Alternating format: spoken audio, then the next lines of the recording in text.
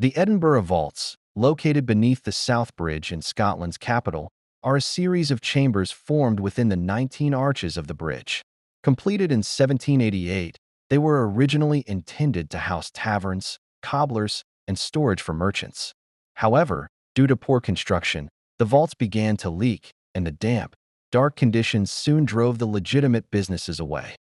By the early 1800s, the vaults had descended into a literal underworld.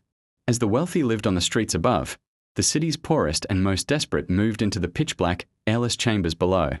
Families lived in cramped, filthy conditions alongside criminals and body snatchers. It became a lawless slum where disease, murder, and misery were the only constants of daily life.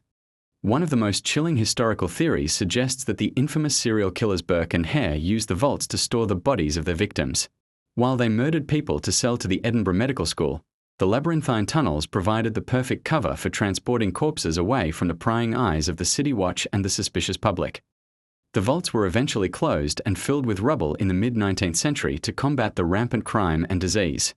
They were forgotten for over 100 years until they were rediscovered in the 1980s. When the rubble was cleared, archaeologists found remnants of shoes, toys, and oyster shells, ghostly reminders of the thousands who lived and died in the oppressive darkness. The most feared entity in the vaults is known as Mr. Boots. He is described as a tall, filthy man wearing heavy, tattered boots and a long, dark coat. He is most often encountered in a specific back-chamber known as the White Room.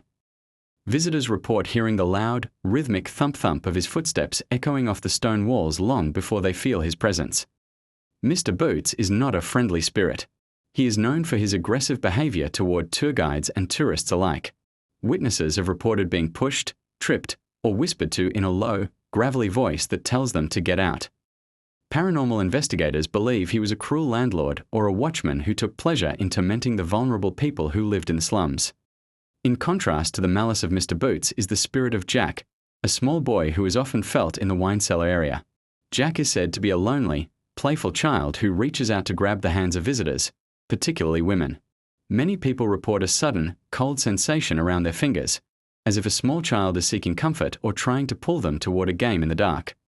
The watchman is another frequent sighting. Clad in a 19th century uniform and carrying a phantom lantern, he is seen patrolling the corridors.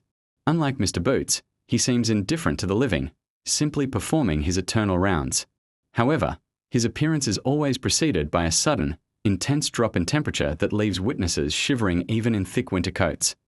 In the 2000s, a Wiccan high priest was invited to perform a ritual in one of the vaults to cleanse the area of negative energy. During the ceremony, he claimed to encounter a vortex of pure evil that left him physically exhausted and terrified. Since then, one specific vault has been left out of most tours because of the overwhelming sense of dread it inflicts on people. The aristocrat is a more refined spirit often seen in the deeper sections of the bridge. He is described as a man in high-quality Victorian clothing who appears to be lost. He walks with a look of confusion, as if he cannot understand why he is trapped in the damp, dark stone. Some believe he was a merchant who took a wrong turn and met a violent end at the hands of robbers. The vaults are a site of frequent stone-tape phenomena. Because the walls are made of porous sandstone and are constantly damp, many believe the stone acts as a recording medium for the intense emotions of the past. The sounds of screaming, crying, and even the phantom smell of roasting meat or sewage are frequently reported, replaying the daily life of the 19th century slums. During a live television investigation, a heavy wooden door was seen to slowly creak open and shut on its own, despite there being no drafts or mechanical explanation. Motion sensors in the empty tunnels frequently trigger, and thermal blooming, unexplained heat signatures in the shape of human figures, has been captured on multiple occasions by specialized camera equipment. Today, the Edinburgh Vaults are a premier destination for ghost hunters and history buffs. Walking through the narrow, low-ceilinged rooms, you can still see the soot on the walls from the whale oil lamps used by the original inhabitants. The air is thick with the scent of wet stone and the weight of history, a silent monument to the side of Edinburgh that society tried to bury. As the city above thrives with festivals and tourists, the world beneath the South Bridge remains frozen in a cycle of Victorian tragedy.